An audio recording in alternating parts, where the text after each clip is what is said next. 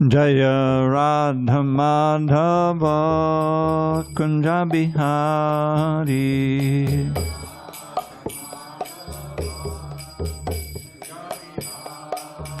Jaya Radha Madhava Kunja Bihari.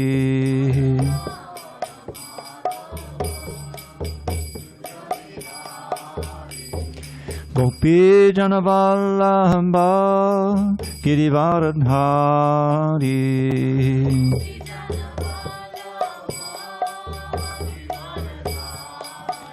Jaya Gopi Janavallabha Girivaradhari.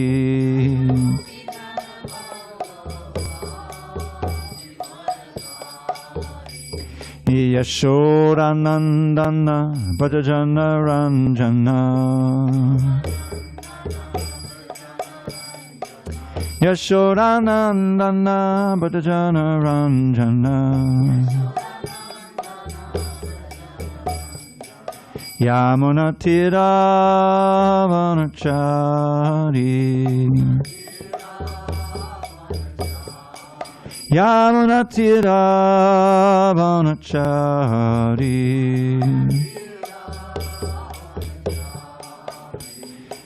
Hare Krishna, Hare Krishna, Krishna Krishna, Hare Hare, Hare Rama, Hare Rama, Rama Rama, Hare Hare.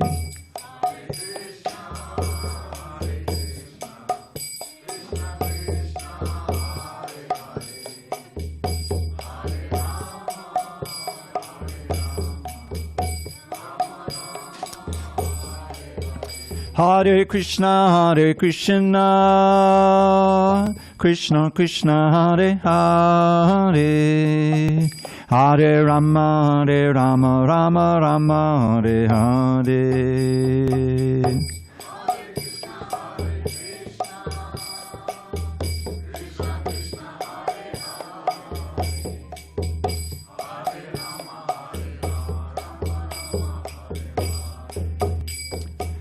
Jaya Radha Madhava Kunja Bihari.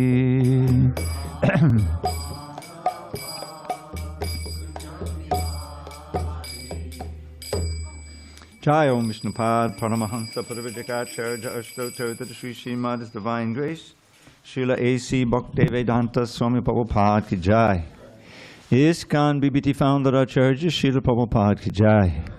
Jai Om Vishnupad Paramahansa Parivajikacharya Ashtotar to the Sri Srimad His Divine Grace Srila Bhakti Siddhanta Saraswati Thakur Ki Jai. Ananta Koti Vaishnavinda Ki Jai. Namacharya Srila Haridas Thakur Ki Jai. Srimad Bhagavad Gita Ki Jai. Samaveda Bhaktivinoda Ki Jai. All glories to the assembled devotees. All glories to the assembled devotees. All glories to the assembled devotees. All glory to Shri Guru and Gauranga. Okay. Page 183. Om Namo Bhagavate Vasudevaya. Om Namo Bhagavate Vasudevaya. Other side. Om Namo Bhagavate Vasudevaya.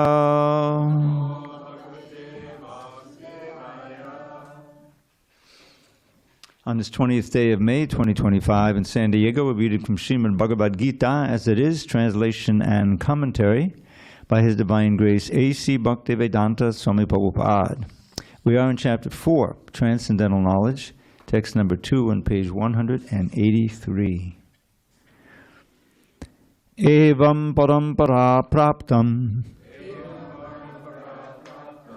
imam rajarshayo viduhu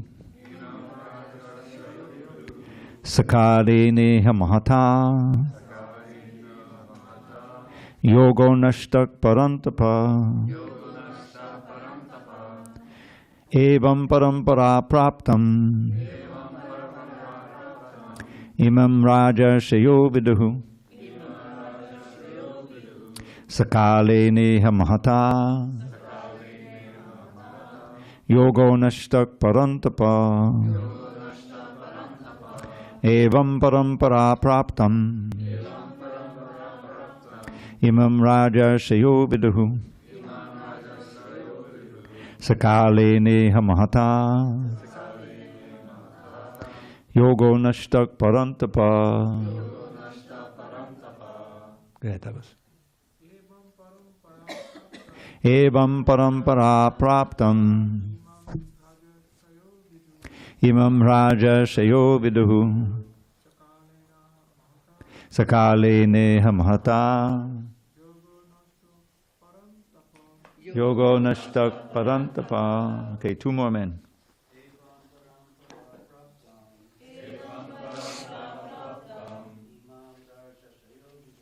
Imam raja shayo viduhu. Sakale neha mahata. Yogo nashtak parantapa. One more man on this side.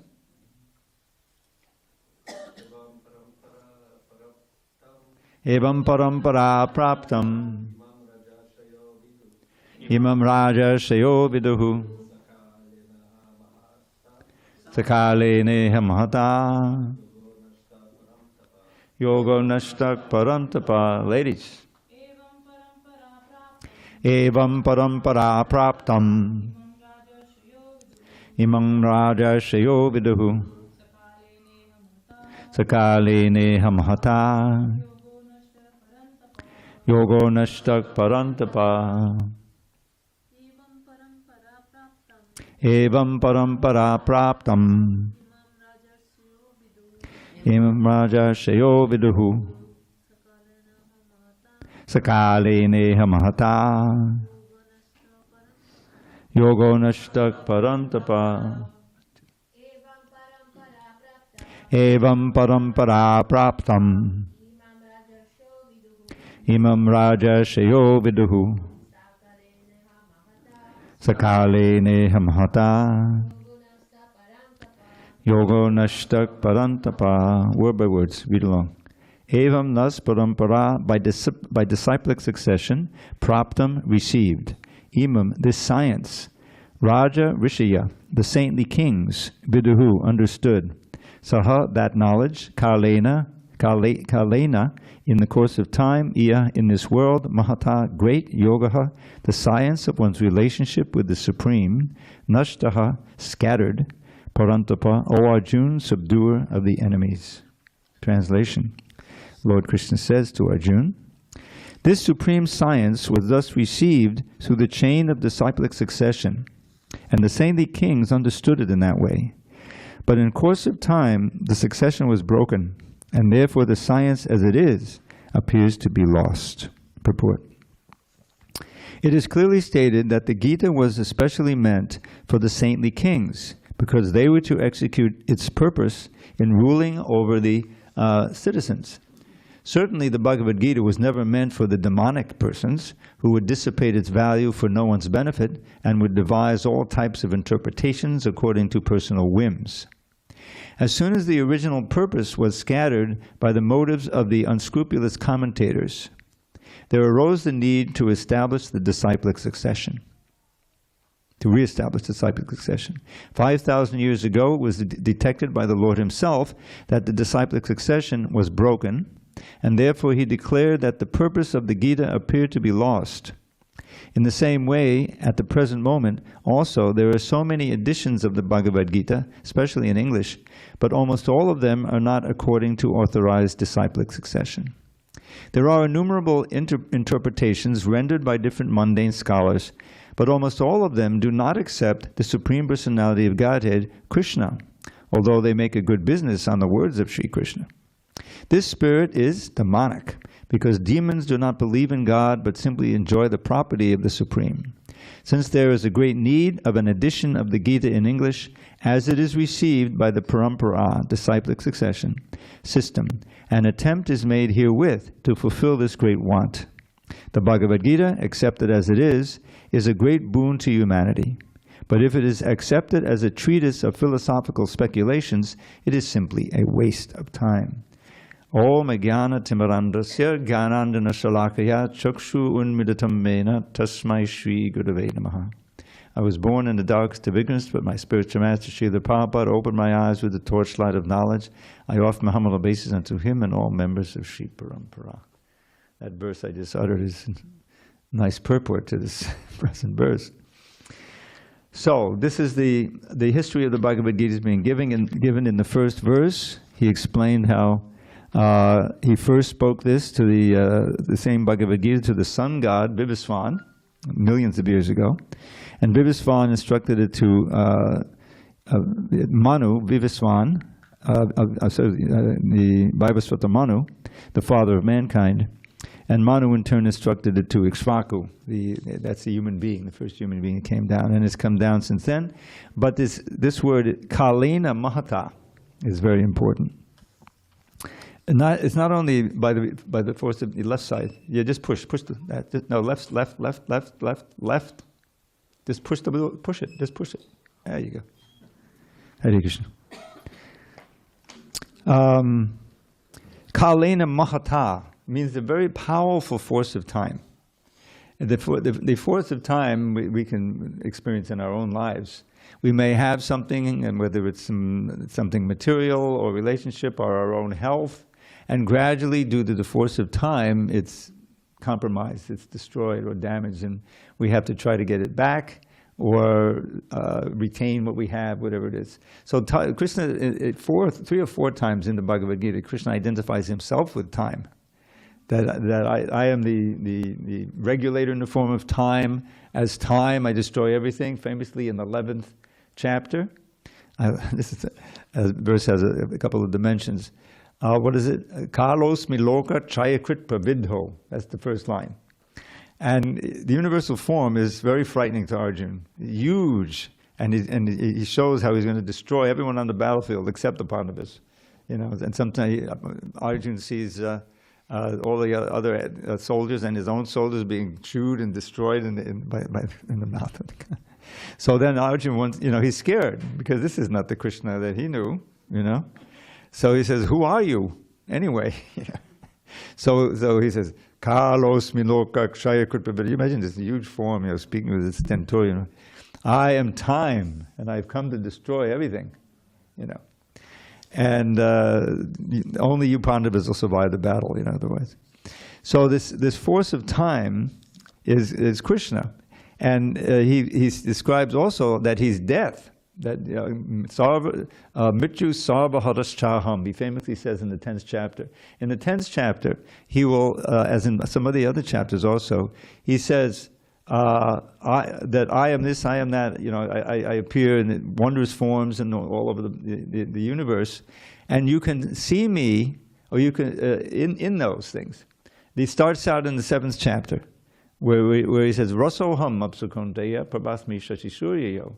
I am the taste of water. I am the light of the sun and the moon. I am the ability of man. And it goes on like that. And so the idea is that when we see those things, we say, okay, well, how is the sunshine actually happening? How's the moon actually happening? It's happening ultimately by the force and the intelligence of God. So you can see God in that. And even in tasting water, where did the water come from? There is the water god, Varuna, but he's only the water god by the empowerment of Krishna. So all of these things are helping us to begin our Krishna consciousness and become more God conscious, even in our ordinary life. I remember flying. I used to travel a lot, and coming back from, maybe it was Tucson, but I was seeing some of the desert formations, from the plane. I was sitting on the window seat, and huge geographical formations you could see. You see, there were once water there, but it was very dry now. It was a riverbed. And I was thinking of the universal form, how the mountains are as bones and the rivers are as veins and all these different things, So that's that. In the 2nd canto of the 1st chapter of the Srimad Bhagavatam, there's a whole section on the universal form, how it's the first step in God realization, because it can transform your ordinary life. As you go through your day, you're being reminded of God here because you see His energies manifest. You see, but that's only the first step. We want to come ultimately to the personal understanding of the Lord as the beautiful threefold bending form, you see. But Krishna gives us all of these ways in which we can progress to that. So this chapter tells something about how the Bhagavad Gita has come down to us, and he will explain famously why he appears in text 7 and 8, I think it is. Yeah, 7 and 8. So I don't know if we'll get to that tonight, but very well-known verses. It's the kind of verse that I think all children learn who grow up in India. When did you learn Yadaya Dahi Dharmasya? You were 7, 5? 5 years old. This is Vedic culture. And did you learn Paratanaya Sadhanam also? Yeah. Those two, right? So it's really nice. We come across these in all the Indian grown people. They all know it by heart. So one of the things that I noticed years ago in this, just to go back one verse, Imam Vivasvate Yogam, he's speaking about, I instructed this imperishable science of yoga to the sun god. Now what imperishable science is that? All we heard in the last chapter, right? The last chapter ended with a series of verses about how kama, or material desire, overwhelming material desire, is the all-devouring sinful enemy of this world. Arjuna asked, what is it that impels us to do things against our own best interest? Even we know this isn't good for you, but I got to have it. Whether it's a cigarette, a drink, a shot in the arm, whatever it may be, right? Or a million other different things. And you become addicted to those things. And then, probably if you ask the official definition of addiction, it has to do with your body getting addicted, isn't it? Not just your mind, right? You're impelled in order, like the heroin is known to be that. So you've lost your independence. You're now controlled by what is called the lower self. We'll have time for Well, I was going to clarify. There's different kinds of addiction. Yeah, you can be bodily addicted, so like heroin. Yeah. Alcohol. That's why you need to have medically assisted drugs, because the withdrawals can. Yeah. And then, so those are substances that latch on. I don't know exactly what they latch on to, but they latch on to something. If you're really alcoholic and you stop alcohol like that, you'll die. Really? Wow. Heroin. That's a common addiction, but you're telling me it can also be emotional addiction. You can be codependence and so, yeah. Yeah, then there's the other side where it's not physical, like it's latching on to something. Yeah. A compulsion rather than a physical addiction. Yeah. Yes, but which becomes a physical addiction. It can become. Controls the body. Yeah. There's a chemical distinction. Yeah, okay, thank you for that. All right, next time, we have to give him the mic. Anyway. All right, so that was the last chapter. Then he begins this chapter, with the word this. Imam, this. This yoga I spoke to Vivasvata. Well, what yoga is that? I mean, how did this end, this chapter? It ended with a call, Evam Buddhe Param Buddha. With your intelligence, you have to understand that you're transcendental to the intelligence as the soul. And you have to make use of that intelligence to control the lower self. You see? That intelligence is key. That's the only thing that really differentiates, the main thing that differentiates from the animals. The animals, they have instinct. They really can't practice yoga, Although we've had some amazing dogs and cats, anyway. In the farm, you ask anyone about New Vrindavan in the 70s, there was this dog that would come to Mangalartik every day, I swear. I didn't see it, but and they would put the paws up in the window and attend Mangalartik. And when the conch blew, they would leave, It's amazing. Huh? He was telling the story, yeah. We had a cat here. They gave the cat the name, I think, Narottam. I said, you can't give a cat a Narottam. But that was what he became known by, and he would come if you call him as Narottam. So naturally, he became totally addicted. He would come at breakfast, and he became totally addicted to kheer. Don't the cats love milk, right? Yeah. So I would take a little kheer, which is concentrated milk, very sweet. They offer to the deities, and put it on a little leaf, and he would come and does a lot of that every day, And he made a lot of advancement, Then after a while, we didn't see him, All right, going back. So he's referring to the last verse, this yoga, because thus knowing oneself. This is text 43 of chapter 3. Thus knowing oneself to be transcendental to the material senses, mind, and intelligence, O my dear Arjuna, one should steady the mind by deliberate spiritual intelligence, Krishna consciousness, and thus by spiritual strength, conquer this insatiable enemy known as lust. Now this is the yoga that he's talking about. What other yoga could he talk about? He says in the beginning of the chapter, this yoga I spoke. So that process, of course, he isn't giving enough details. But the Bhagavad Gita is actually instruction on how we can do that. Knowing ourselves to be pure soul, we can get control of our intelligence through the process of yoga and other, and austerity, and use it to direct the mind and the senses to always stay connected to Krishna.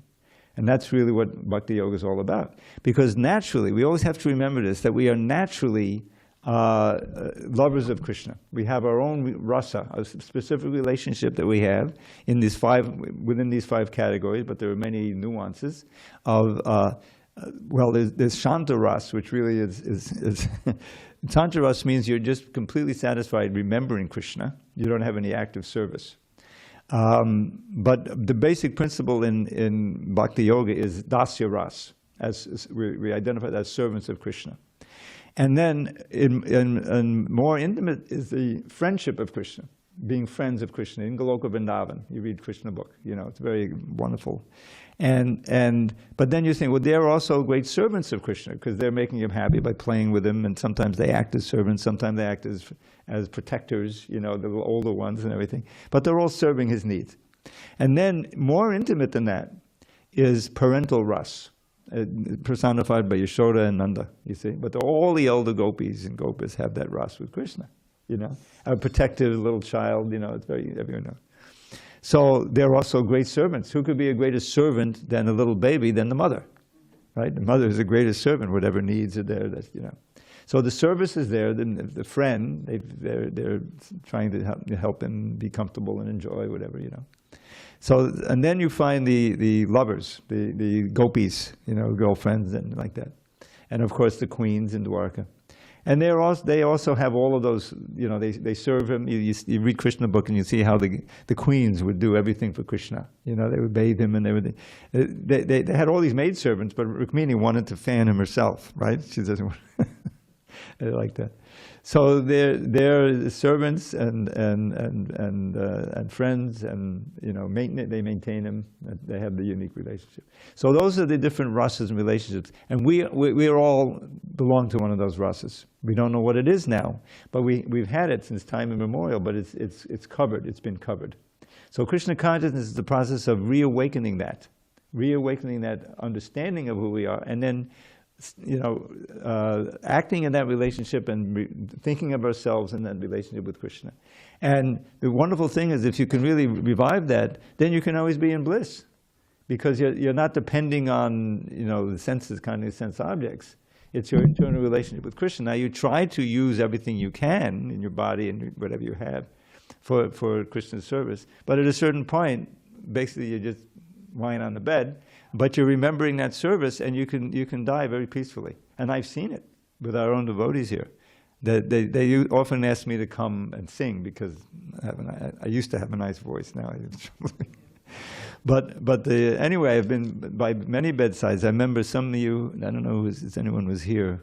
You were around at that time. Maybe when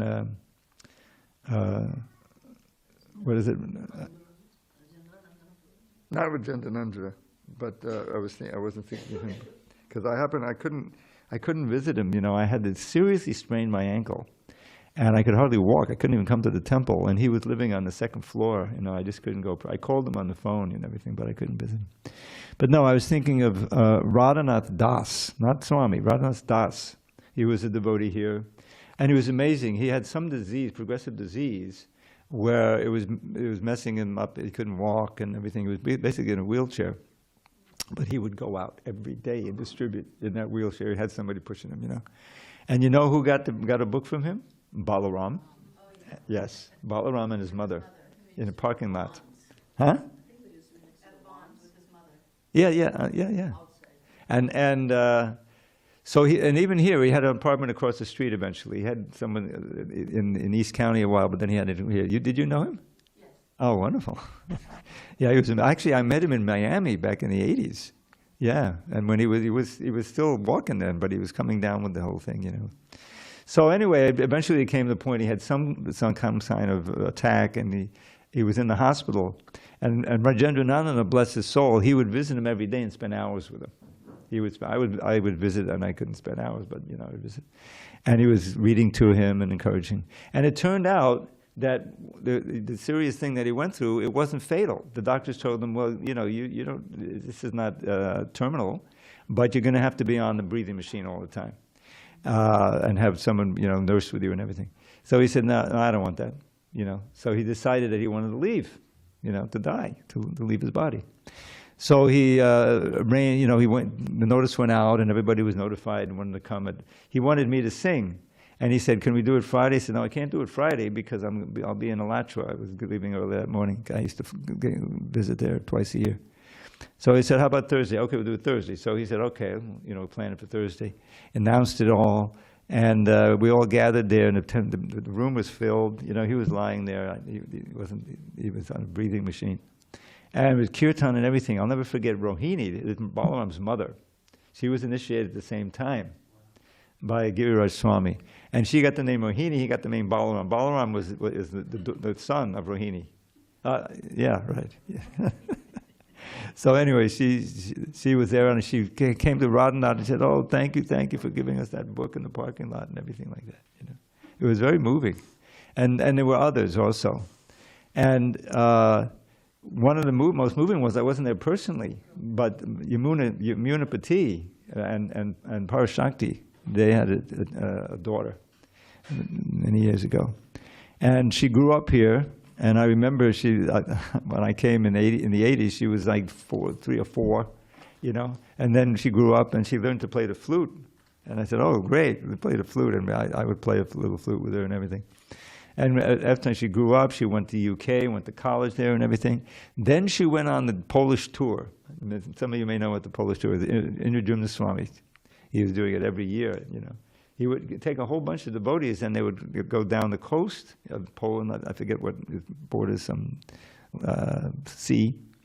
And when they first started, there was a lot of opposition because there's all the Catholics and everything, and some guys would come. But gradually, the people really liked it, So she was on that, and she reawakened her devotion, and she took initiation from him. Then she married our former temple president, Bhishma Dev Prabhu, who is still serving the temple. He does a lot of designing on the posters and everything, And when I would visit there, they would invite me over for lunch. It was very nice. But then tragically, she came down with cancer. So Parasakti went to visit, and Yamuna went, and he stayed there. And I would call up on the phone. So I did it several times, and I would chant some of my poems and verses and things and everything. But she was getting called from Indra Swami all the time. And he's in Vrindavan. Yeah, on the side, please.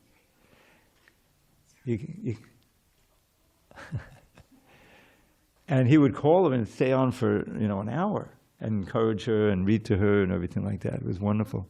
And Yamuna, we had a wonderful service for her after she had passed. And Yamuna told us how she was so peaceful when the time finally came. There was no anxiety, no fear, no crying out, And he said it was just like the Vaikuntha airplane came and just took her away. It was very, very peaceful, very successful. So even us, it's possible. We can also achieve this if we practice Krishna consciousness strictly. So, evam parampara praptam, this is very important to understand the disciplic succession. And Srila Prabhupada introduced us to this concept. And if you go to the introduction at the end, he lists all the members of that disciplic succession, beginning with Krishna. He's the head of all the 4 sampradayas. There's 4 different sampradayas, main ones. Brahma Sampradaya, the Kumara Sampradaya, the Sri Sampradaya, and the Rudra Sampradaya, Shiva, Rudra Sampradaya. So we belong to the Brahma Madhva Gaudiya Sampradaya, which means that the knowledge comes down from Krishna to Brahma, and then down to, Narada Muni and Vyasadeva and the Bhagavatam, Vyasadeva wrote. And it's coming down, and it came through Madhvacharya. He's the great acharya. I won't get into detail about him, but he was a few hundred years before Lord Chaitanya. And then, of course, Lord Chaitanya is in there. That's Krishna himself. And his followers, you know, the 6 Goswamis, and on all the way down to Srila Prabhupada and his followers who, you know, became gurus or gurus now. So it's being carried on. And it needs to be renewed periodically. Like Prabhupada, you know, all these books and everything. In the West, we didn't know anything about this. But these books have now been translated into so many languages all over the world. So there's a chance that people can actually become Krishna conscious and go back to Godhead. So we should take that opportunity ourselves. All right, shall we go on? Now, why is he speaking it specifically to Arjuna? We learn that in this. Yes? So Prabhu, you said that, Krishna said, the time I am the destroyer of all. Like yes, Kalosmi Lokachaita. So Krishna also says in one verse that, Kante pratijani name bhakta panashanti. So, O Arjuna, you declare, my devotee will never perish. So we can see the great devotees, like even when Krishna was present, the big Bhishma Dev was lying on the bed of arrows.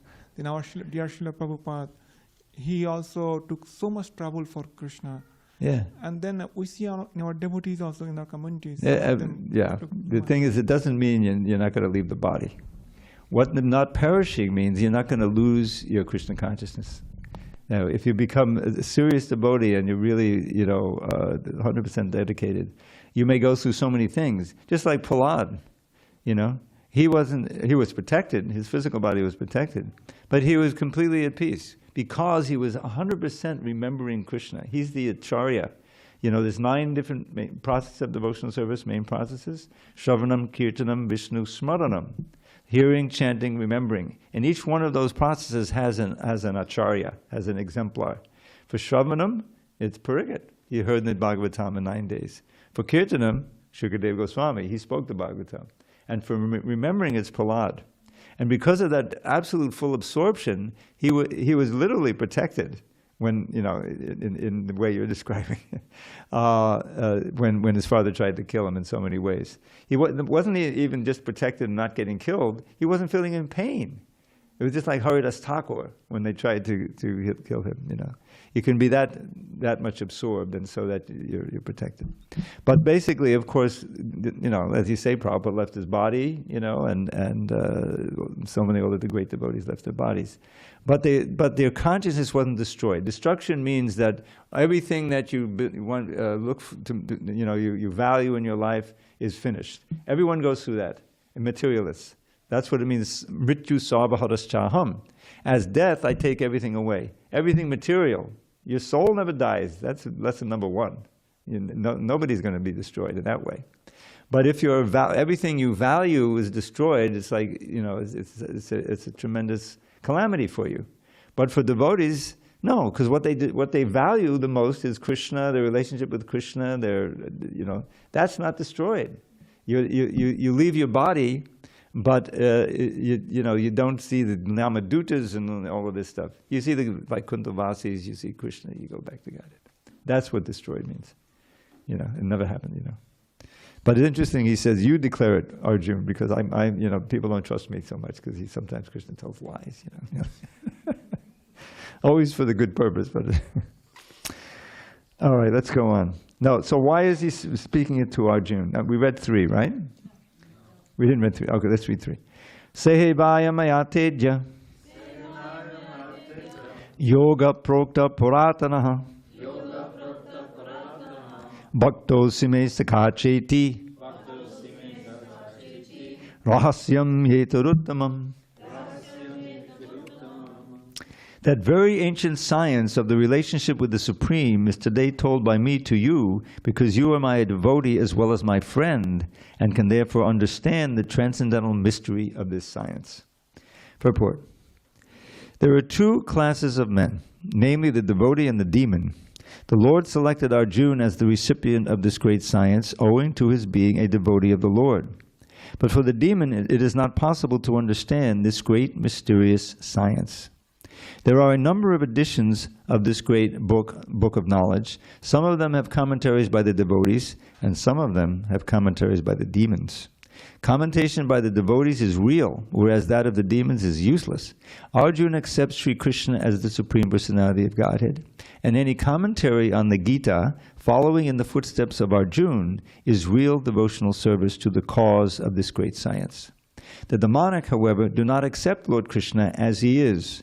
Instead, they concoct something about Krishna and mislead the general readers from the path of Krishna consciousness, Krishna's instructions. Here is a warning about such misleading paths. One should try to follow the disciplic succession from Arjuna and thus be benefited by this great science of Srimad Bhagavad Gita. And this is why Prabhupada took so much trouble for the Gita. I think it's in the preface he explains that he was in America, and one lady asked him, what Bhagavad Gita do you recommend that I have? Because he didn't have a Bhagavad Gita at that time. You know, he hadn't written this yet. So he couldn't recommend one because they're all compromised in this way. Famously, there was a president of India at one time named Radhakrishnan, Dr. Radhakrishnan, right? Some of you know about him. And he wrote a little commentary of the Bhagavad Gita. I bought it on Amazon for $5. Yes, I have it on my shelf for my editing work, for comparison, you know. And there's one famous purport in there, Prabhupada heard, is 934. Now, the end, that's the last verse of the 9th chapter. Many people who read the Gita, they know that verse because it's repeated. It's very rare. It's the only one repeated almost verbatim in the 18th chapter. And what Krishna says there is key. It's kind of the summary of the whole teachings. He says, Manmana babamad bhakto madjaji mam namaskuru. Mame vaishasi yuktaivam atmanamat parayana. It's yuktaivam at the 9th chapter. So basically he says that just think, he said, this is the most confidential knowledge. This is the most secret of secrets. Just think of me, become my devotee, offer your homage to me, bow down, and serve me. What is it? And sacrifice to me, do service to me. Thus, you always link to me, you will certainly come to me. I promise you this. You see. So, he wrote his commentary, what we call purport, Rakhtavadi. He says, it's not actually to, Krishna himself that we have to surrender, but the unborn, internal, infinite within Krishna. And when Prabhupada heard, he said that, this is demonic. This is demonic. Because there's no one born within Krishna. We are a combination of matter and spirit. This is the first lesson. We're not the bodies, right? We are the pure spirit soul within the body. And understanding that and living according to that knowledge, because the soul is part and parcel of Krishna. It's a natural servant of Krishna. That's Bhakti Yoga. Step 1 is it. So there's no difference between Krishna and his body. Krishna is his body. It's pure spirit. And in the spiritual world, we also have a purely spiritual body. We're not going to have a spirit soul at that time. There's no difference, you see. But now we're a combination. So Prabhupada criticizes that this show. And sure enough, when I got the book, there was the purport. So, but ironically, or interestingly, Prabhupada was in India when this Dr. Radhakrishnan was on his deathbed. And I don't know if he maybe sent a message to him to come, but he came before, and at that point he says, Bhaktivedanta, please can you pray to your Krishna to help me at this time, In other words, it comes to the end, you don't want to be in any impersonal mood, you want to have some. So that's the advantage. Devotee can feel that protection. Janjanandana was in a very high state when he left. He was another advanced devotee. And some of his lectures, he retired. I knew him from way back. And he would go to Mayapur every year, one of our holiest places. And he would go on Parakram. And he became very knowledgeable and he would talk on there. There's some recordings of that. But otherwise, he had the family to support. Chatura, who we just saw on Sunday, his wife was here. He also had the grown-up son. And he had an apartment he was sustaining here. And so he would always come back once a year.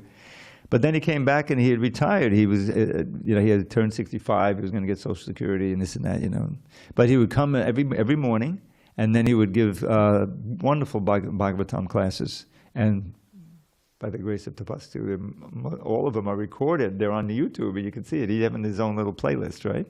I don't know how many, maybe 50, 400? Wow, I didn't know there was that many. Wow. That means, anyway, that's great contribution. So, And when he was passing, I heard some of this. And I think, first of all, our very own Mukunda Charan, he spent like 30 hours or more straight sitting at the end of his bed. And when his time was coming, he didn't know just when it was. He didn't sleep or anything. He was just wanted to be there for him at the time, at least 30 hours straight.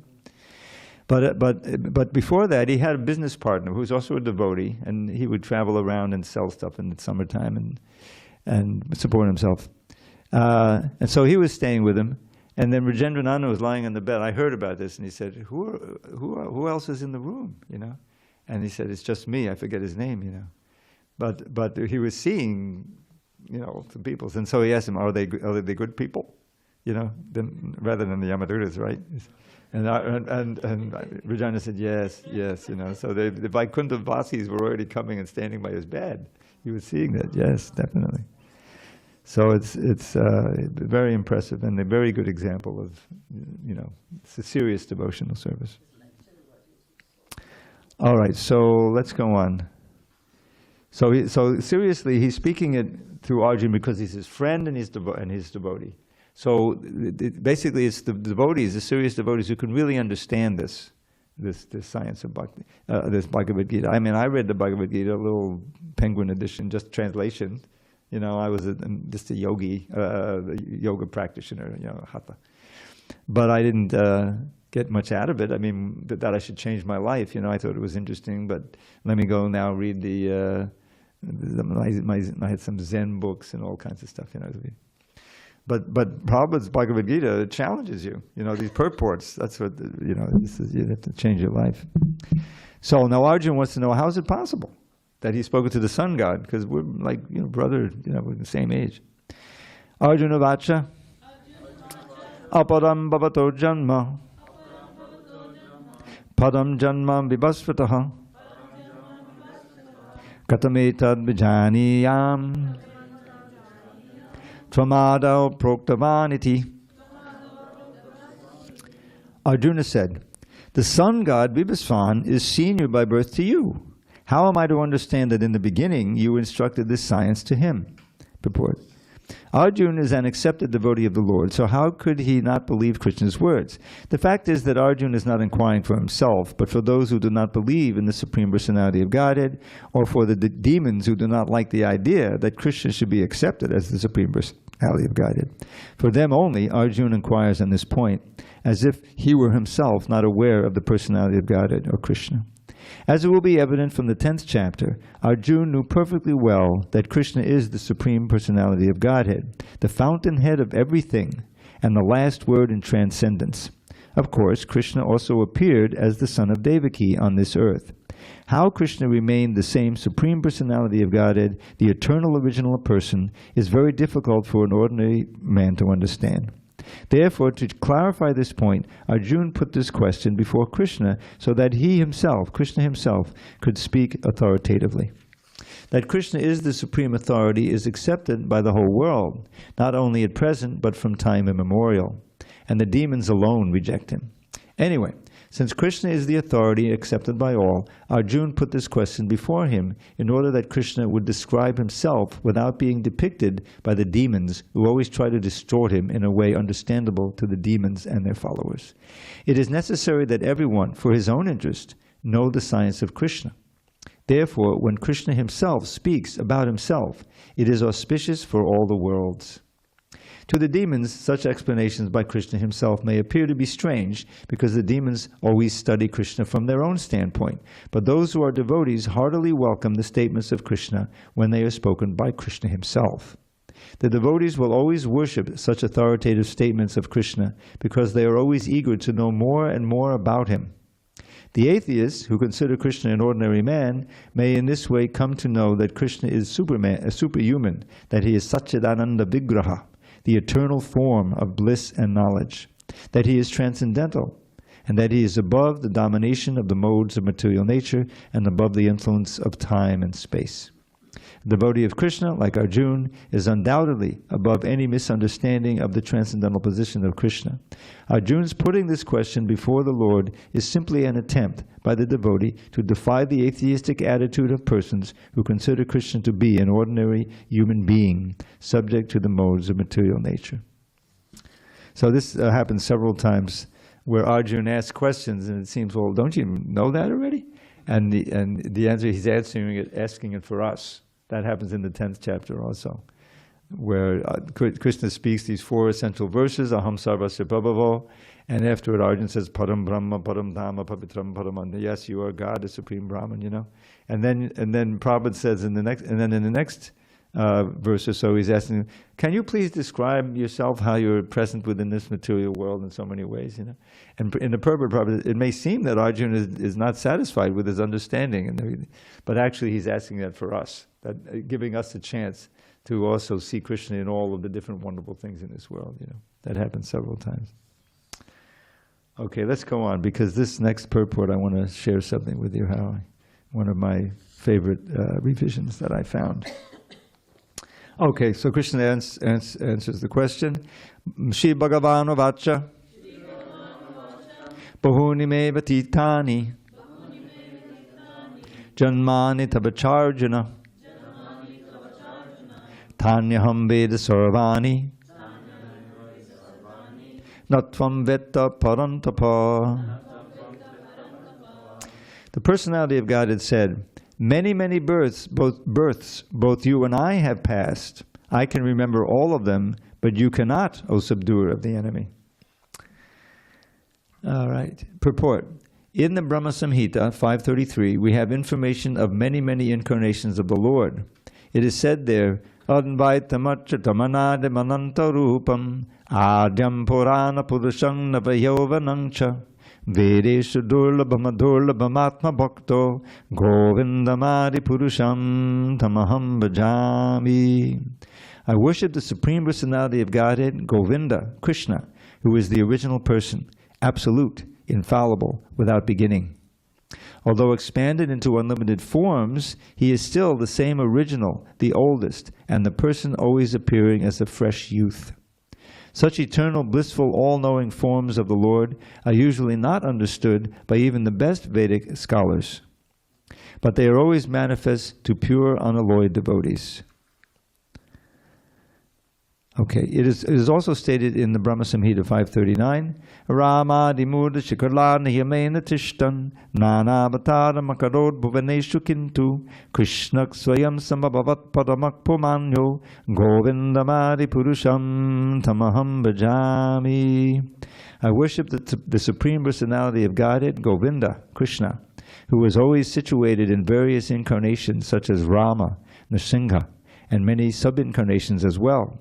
But who is the original Personality of Godhead known as Krishna, and who incarnates personally also? In the Vedas also it is said that the Lord, although one without a second, manifests himself in innumerable forms.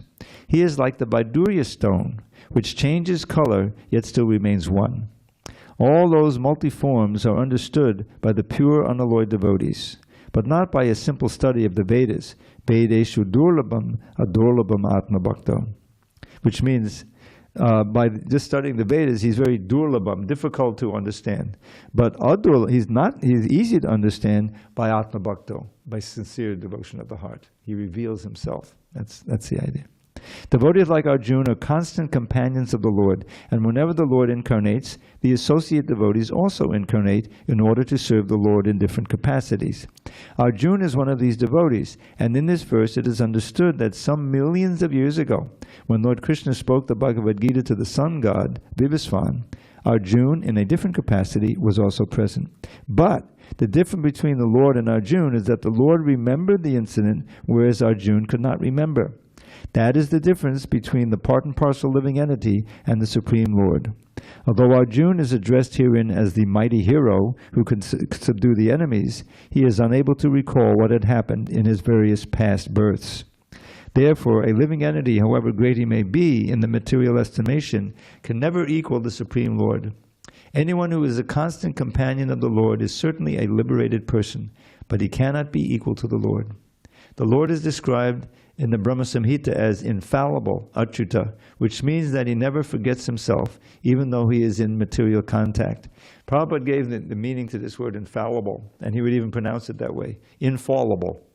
Because Achyuta literally means one who doesn't fall down. He doesn't fall down into the control of the material energy. He doesn't fall down from the spiritual world. We do, because we're minute. We're not infallible. But it also has the other meaning. He can never forget himself, even though he's in material contact. Therefore, the Lord and the living entity can never be equal in all respects, even if the living entity is as liberated as Arjuna. Although Arjuna is a devotee of the Lord, he sometimes forgets the nature of the Lord. But by the divine grace, a devotee can at once understand the infallible condition of the Lord, whereas a non-devotee or demon cannot understand this transcendental nature. Consequently, these descriptions in the Gita cannot be understood by demonic brains. Krishna remembered acts which were performed by him millions of years before, but Arjuna could not, despite the fact that both Krishna and Arjuna are eternal in nature. We may also note herein that a living entity forgets everything due to his change of body, but the Lord remembers because he does not change his Satchidananda body. He is Advaita, which means that there is no distinction between his body and himself. Everything in relation to him is spirit, whereas the conditioned soul is different from his material body. And because the Lord's body and self are identical, his position is always different from that of the ordinary living entity, even when he descends to the material platform. The demons cannot adjust themselves to this transcendental nature of the Lord, which the Lord himself explains in the following verse. So, I'd like to leave a little time for a more substantial poem. Because as I was reading this, I was thinking, well, how can we ever understand all this esoteric knowledge? You know, it's incredible. And the only possibility is through the chanting of the holy name. That is the special benediction that we have, by the grace of Krishna, in the form of Lord Chaitanya. And so, because simply by, Krishna is sometimes compared to the sun, you know, it's very powerful and very influential. And so just by exposing ourselves, our consciousness, just by being conscious of Krishna in the form of the holy name, and if we accept the truth that the name is not different from Krishna, you know, this is such a wonderful boon. We can be associated with God through this sound, this transcendental sound, Krishna. So I wanted to share with you, some of you haven't heard this poem. It's called the Kevalashtaka. How many remember that one? Oh, I think you guys have all heard it before. But we have some new people.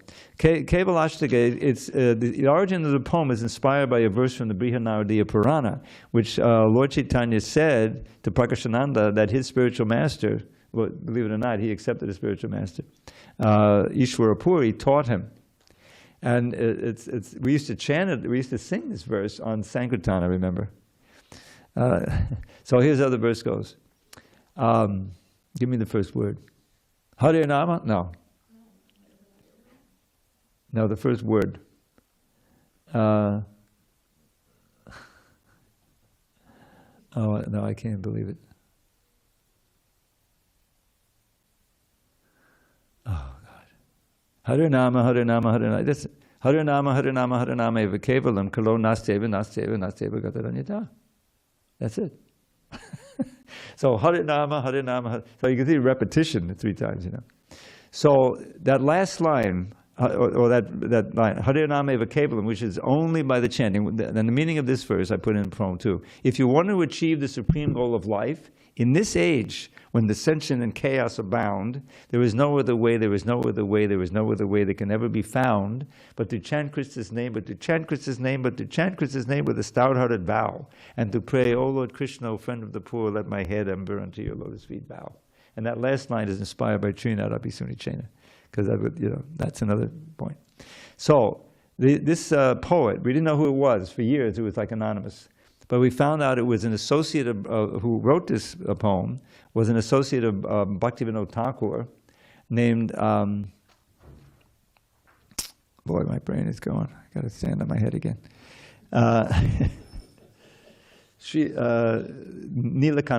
Nilakanta Goswami. So I'm going to share that with you. I'll just do the first verse in Sanskrit. The rest I'll do in English. So it goes like this. Madaram Madadevyo pi Mangalevyo pi Mangalam Bhavanam Bhavanevyo pi Hare Namaiva Kevalam. Of sweet things, it's the sweetest you will taste at any time. Of things that bring good fortune, it's the perfect paradigm. Of things that purify, it purifies most powerfully. The holy name of Shri Hari is surely all that be. From Brahma's realm atop the sky, down to the lowly grass, illusion reigns in Maya Devi's treacherous morass. The truth, the only truth, the name of Shri Hari. The holy name of Shri Hari is surely all that be. He's the Father, He's the Guru, He's the Father, He's the friend most true. And she's the real mother who most kindly teaches you to always chant and hear the holy name of Shri Hari. The holy name of Shri Hari is surely all that be. Remember, it's my favorite verse. Remember that our final breath may come at any time, no matter if we're old and sick or in our youthful prime. So young and old alike should chant the name incessantly. The holy name of Shri Hari is surely all that be. Lord Shri Hari forever dwells wherever devotees whose hearts are fixed on Him and free of all impurities uplift their voices high and sing His name in ecstasy. The holy name of Shri Hari is surely all that be. Alas, what sorrow, what great pain, the worst calamity for people to forget the holy name of Shri Hari. Although the name's a priceless gem, mere broken glass they see. The holy name of Shri Hari is surely all that be. Just fill your ears, just fill them with the name of Shri Hari. Just chant the name with all sincerity. Just sing the name, just sing the holy name eternally. The holy name of Shri Hari is surely all that be. It makes this world appear like bits of straw upon the ground. Resplendently it reigns supreme, divinity and sound. It's filled with transcendental bliss and peerless purity. The holy name of Shri Hari is surely all that be. So that was the 8 verses, and I had to write a 9th verse, because actually he wrote 100 verses like this. And it may have been Bhaktivinoda Thakur who pulled out those 8. But when you know, you can know because there's not a 9th verse that gives you the description of the benefits you get from hearing a chant. So I wrote the best I could. I said, inspired to glorify the holy name of Shri Hari, Shri Nilakanta wrote his hymn in Sanskrit poetry. I pray that those who hear this lowly version made by me will chant the holy name of Shri Hari in ecstasy, ecstasy. All right, so that's how we can purify ourselves and become fully realized by reading the Bhagavad Gita. Let's chant the holy name. And let's chant the holy name. Let's do it. All glories to Srila Prabhupada. Hari Hari Bol.